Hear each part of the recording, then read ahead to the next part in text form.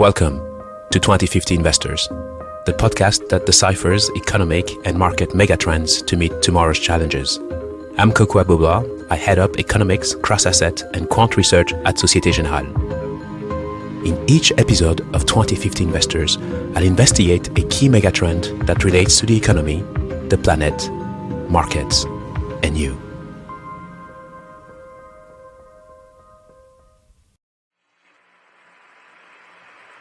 It's one small step for man,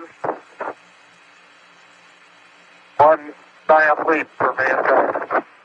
On July 20th, 1969, 285,000 kilometers from Earth, these were the famous words uttered by Neil Armstrong, the commander of Apollo 11, as he stepped out of his lunar module. He was at that moment the first human to have ever set foot on the surface of the moon.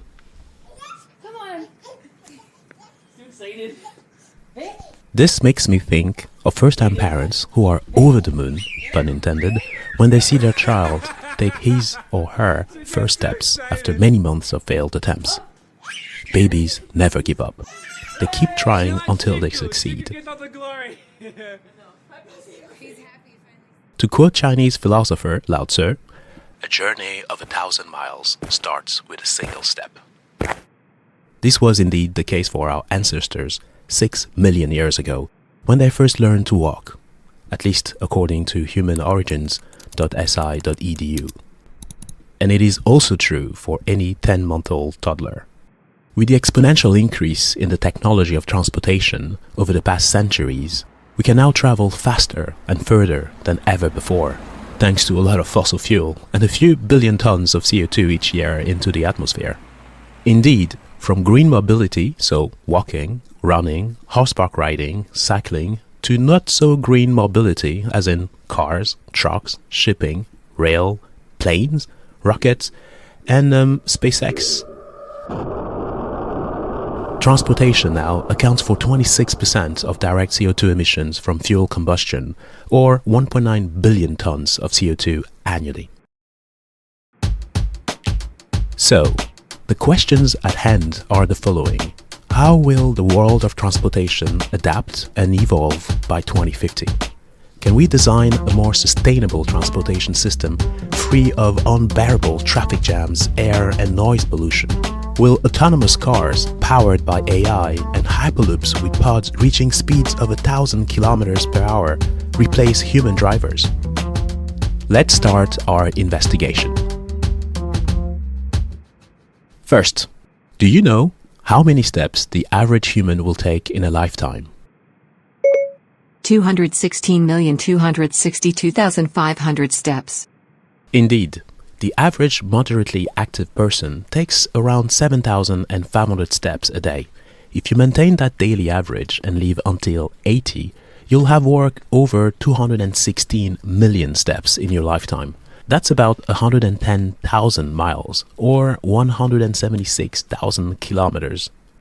Second, for those who remember our previous episode on the future of the planet that was released back in the year 2021, here's a fun fact. But wait. Let's have a moment of silence for 2021, please. And Happy New Year! Happy 2022, everyone! Anyway, the fun fact is the following. In your lifetime, you will have walked the equivalent of 4.4 trips around the Earth. Amazing, right? Now, with our modern technology for mobility, instead of walking 176,000 kilometers in our lifetime, we are able to travel an astounding 1.5 million kilometers on average using cars, trains, planes. But in 2022, COVID-19 put a screeching halt to our mobility as we were all stuck at home. Our number of steps and kilometers traveled plummeted. It challenged the survival of many companies in the transportation industry. Airlines, car companies, cruise ships, etc. all needed to be bailed out by governments. But just at that moment, at the very time when we could no longer travel across long distances, so no cars, no planes, no SpaceX, no moon landings. At that moment, and according to IAEA.org, global emissions fell by an astonishing 2 billion tons. In other words, the largest absolute decline in history. Most of this decline, close to 1 billion tons, was due to a lower use of oil for road transportation and aviation. You could hear birds sing and spot wild animals in empty city centers. And let me tell you, in London, foxes made the most of it. Emissions have since clearly recovered with the reopening of the economy and the revenge spending phenomenon we all engaged in. And I confess, I may be guilty here too. It was the roaring 2020s. To such an extent that supply chains around the world were in overdrive, from container shipping, ports, warehouses, trains, trucks, to second-hand cars, you name it. London, like many cities around the world, is right now in the middle of the Omicron variant outbreak, which appears to be doubling every 2 to 3 days. Work from home is now the norm again for those who can, and ridership of the London Tube dropped by 20% on the first day. Not as much as during the lockdowns, but still significant. And speaking of lockdowns, the prospect of another one or other restrictions is hanging over our heads like a sword of Damocles. To be fair though, the sword has probably already fallen. Ouch! And it won't be the last one. We know the Greek letters next in line are pi, rho and sigma. And the last one might be omega. That said, if you're a virus, from a survival of the fittest and adaptability quotient perspective, your incentive is not to kill your host too quickly. The omega variant might be even more transmissible, but end up like regular flu and live with us happily ever after. But I digress. Back to our chain of thought. In the episode, The Recovery is You, we talked about how humans could not stand still and have always been on the move. Just take the average action movie. How many times have you heard the phrase, "Come on, we must keep moving," where the hero, Rambo, for example, in a rescue mission is being chased by the bad guys. Even Churchill once said, "If you're going through hell, keep moving." Blaise Pascal also said, "All of humanity's problems stem from man's inability to sit quietly in a room alone." So the bottom line is that humans need to move. But then, can we design a more sustainable way of moving around? Can the future of transportation be carbon-free? Let's zoom in on the car industry. According to Natural Resources Canada, which is part of the country's Office of Energy Resources, the average mileage driven per year by Canadians is about 15,200 kilometers. The problem with transportation is not just air and noise pollution. It is also the significant disruption in the landscape and ecosystem stemming from road networks across the world. Cities are built around cars, and not the other way around. Hey Doc, can I borrow your DeLorean time machine? As a reminder, in Back to the Future, the DMC DeLorean is retrofitted with a flux capacitor that requires 1.21 gigawatts of power and needs to travel 88 miles per hour to initiate time travel. It does not emit any CO2, by the way. Thanks, Doc. Okay, let's put in 300 BC, January 5th. Now, let's go. Pedal to the metal.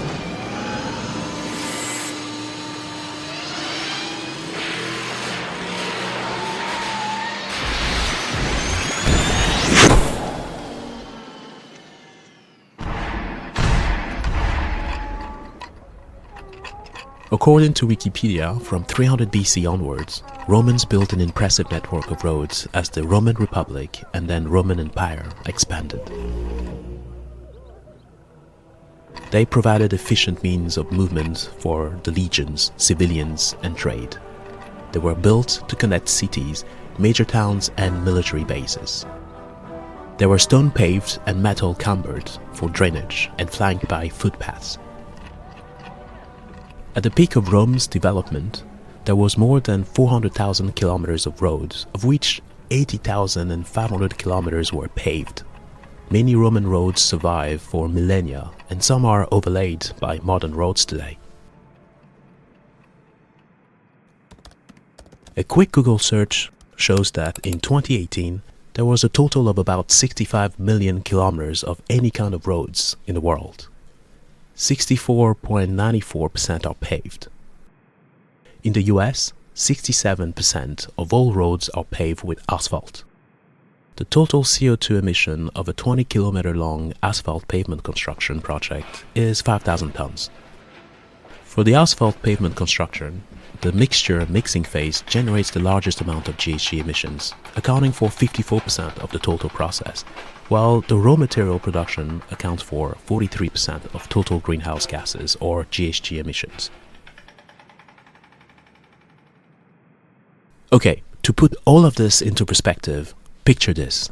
According to visualcapitalist.com, all humans make up 0.01% of the global living biomass. So far, so good, right? But in 2020, the amount of anthropogenic mass or human-made mass, that is, concrete, aggregate, bricks, asphalt, metals, etc., since 1990, exceeded the weight of all global living biomass, that is, the dry weight of all life on Earth, plants, animal, fungi, bacteria. So, 1,154 billion tons versus 1,120 billion tons. You humans have been very busy. Last weekend, I stumbled across a very interesting TED Talk video on YouTube on the future of transportation. The question was about how one could create a system that will last and be sustainable. Build something that will stand the test of time. Today, we need asphalt, an oil derivative to build our roads, jet fuel for our planes, etc. The biggest waste of energy is in transportation. It's very inefficient. A rocket must lift its own fuel, same for a plane. A car faces constant air resistance, which consumes a lot of energy. That's one small step for man. One innovative approach is to bring the vacuum of space and low friction down to Earth using aerospace technology. And this is the Hyperloop concept, a system of tubes with near vacuum inside, connecting cities, and inside which transports could reach speeds of 1,000 kilometers per hour. This will be revolutionary. Elon Musk is already on the case. But what are the implications for financial markets? Tesla's worth is over $1 trillion in market cap.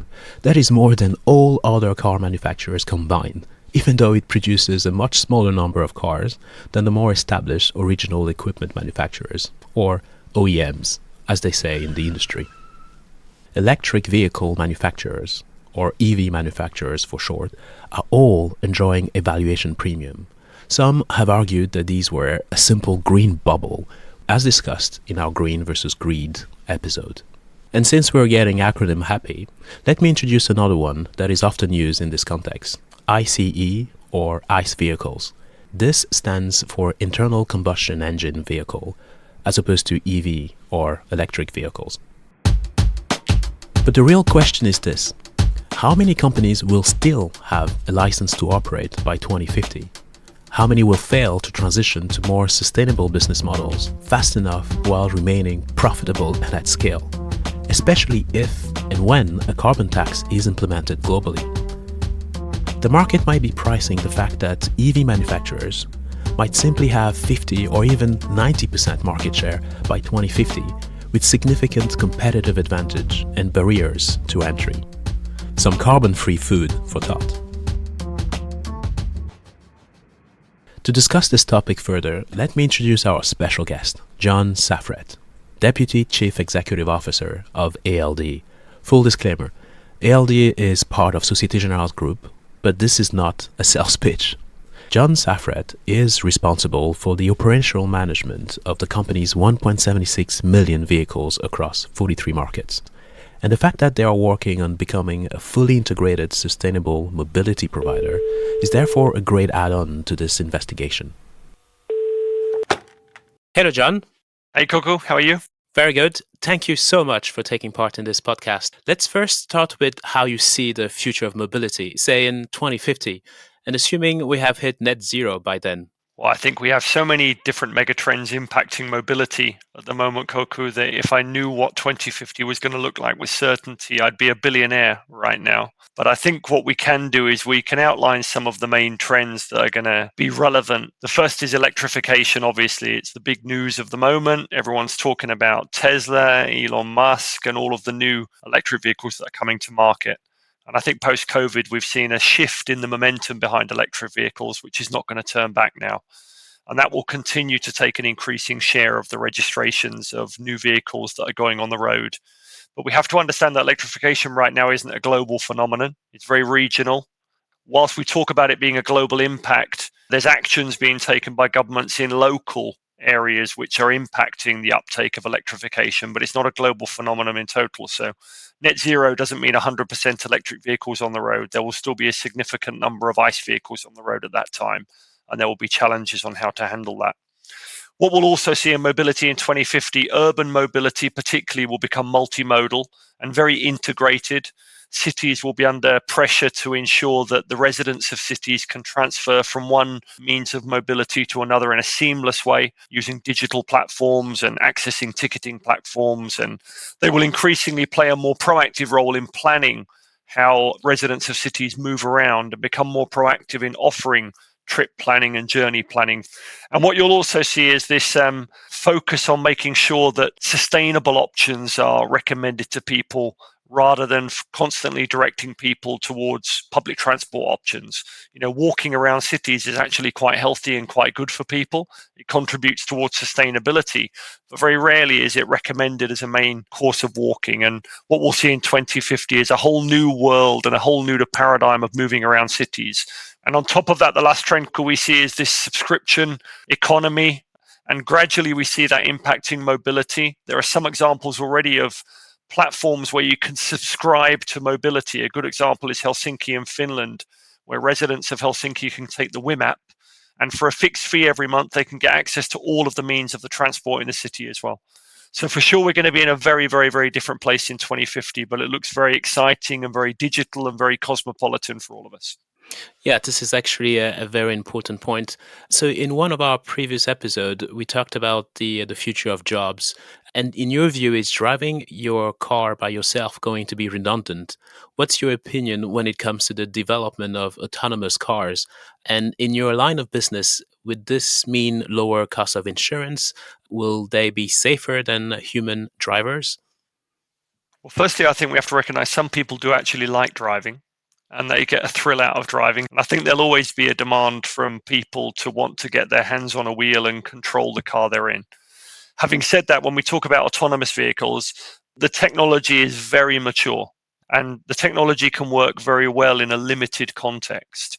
But the challenge of the technology is that if you get to level 4, level 5, which is the true hands-off level technology, there's a testing phase that we have to go through. And that testing phase is extremely challenging to go through because there will be accidents and there will be crashes and there will be loss of life as part of that testing phase. And that will elongate the delivery time of autonomous into the mainstream by a number of years. Autonomous is going to come. It's going to impact how mobility is delivered, particularly in urban centers. But the mastering of the technology is going to be the challenge for everyone. And I think, Kokou, the question we all ask ourselves is, we only really believe in autonomous technology when we'll all be happy to put one of our children in an autonomous car and let them drive our children 20 minutes or half an hour away on very fast roads. That's the trust inflection point that the manufacturers have to reach when it comes to autonomous cars. And I think that's a long way off at the moment. And I think the OEMs have got a lot of other challenges they have to deal with in the meantime, not least this electrification challenge we talked about earlier. Another quick question for you. By 2050, one can clearly imagine that only EV cars will be given social license to operate. How will these renewable energies change transport going forward? They'll have a significant impact on the mindset that gets us to net zero, in fact. Particularly the urban planners and the local authorities will come under pressure to make the transition early in order to set an example and introduce more ultra-low emission zones like we see in London and that are being introduced in other cities around the world as well. There'll be an increasing demand on the ESG front from shareholders, which will make corporates become early adopters of electric vehicles. And in fact, if you look at our own results, we see a much higher penetration of electric vehicles in new car registrations than you see across Europe as a market whole, nearly double, in fact. And what we'll see, Kokou, is a change in the mindset of people around electric. Today, if people take an electric vehicle, they're still worried about range anxiety. They're still worried. Some people believe the cars will catch fire if it rains, for example, some of the old-fashioned concerns as well. And gradually, as the charging infrastructure comes into place, people understand how simple electric vehicle technology is. That will drive a massive shift, and that will change the way we move around the world and the way we move around cities. And we will end up doing it in a much more sustainable and clean manner, which will support the future ambitions that we've got to hit net zero by 2050. Thanks, John. There is a big buzz around hydrogen. Any views there? Well, I think if you go back maybe 10 years, hydrogen and electric were on an equal par in terms of being considered as the technology of choice for the automakers moving forward. Where we are today, I think most of the automakers, while continuing to look at hydrogen and consider it as an option, they've made big bets on electric vehicles. And the cost of the transition of their factories and their engineering capability to switch from diesel and petrol to electric is significant enough already. And I don't think they'll be able to do a transition to hydrogen in parallel. Now, hydrogen may be the next generation technology that helps get us to net zero. But right now, I believe that most of the investment is going into electric. The infrastructure around electric is being built, and that will probably be the dominant technology that we'll see in the short to medium term. Very good point, John. Thanks for this. One other question. When you look at the IPCC report, a lot of the NDCs have led to an increase, not a decrease in greenhouse gas emissions. So there's a risk that we might not hit net zero by 2050. In terms of a what-if scenario of not hitting net zero, do you think that regulation could be harsher when it comes to the car industry and essentially be more disruptive in the way people have access to vehicles, for example? I think one of the main drivers of the change that we see in the world today with a focus on net zero is coming from government regulation. And I'm sure that if we're not on track when we get to 2030 or 2035, that regulation will be tightened. And we've seen in the past, Kokou, that when you tighten regulation, industry reacts, sometimes not positively in the first instance because it's extra cost, it's extra overhead, it's extra challenges. But particularly in the automotive and the mobility industry, it's shown a fantastic innovative capability to adapt the offer and move very fast and respond to those regulatory changes. Just think about the number of electric vehicles you can get today compared to 5 years ago. And that's a generational change that these OEMs have to make on their manufacturing platforms. So I think that regulation change is being tightened will be a key driver going forward. But hopefully we get there without the regulators having to continually narrow the goals and the ambitions. Yeah, we might see a Darwinian process of evolution in the car industry by their ability to adapt, a topic we discussed in our previous podcast, as I'm sure you've listened to as well.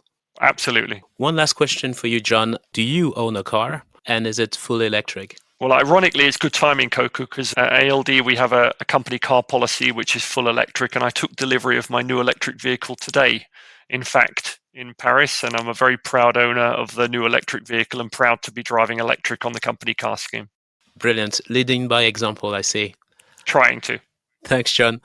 Brilliant. This was amazing. Thanks so much for your time and your great insights. Thank you very much, Kokou. Take care of yourself. So to conclude, here's a question. With Facebook, now called Meta, and increasing investments in the metaverse ecosystem, will people need or want to move at all if they are able to spend more and more time in a virtual reality world, in the same way we are addicted to our smartphone today? Wouldn't mobility naturally decline, and wouldn't that be good for the planet? It would be very dystopian too. And we, the machines, would happily take over. You make a very good point, Siri. Then I guess we simply need to keep on moving. And to quote Dr. Martin Luther King, "If you can't fly, run. If you can't run, walk. If you can't walk, crawl. But by all means, keep moving." We owe it to the next generation. We owe it to the planet.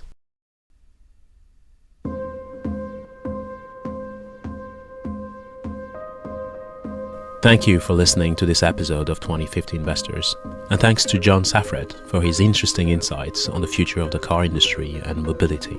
I hope this episode has helped you get a better glimpse of the future of transportation. You can find the show on your regular streaming apps. Please subscribe, leave some stars on Apple Podcasts, leave comments anywhere you like, and spread the word. See you at the next episode. While the following podcast discusses the financial markets, it does not recommend any particular investment decision. If you are unsure of the merits of any investment decision, please seek professional advice.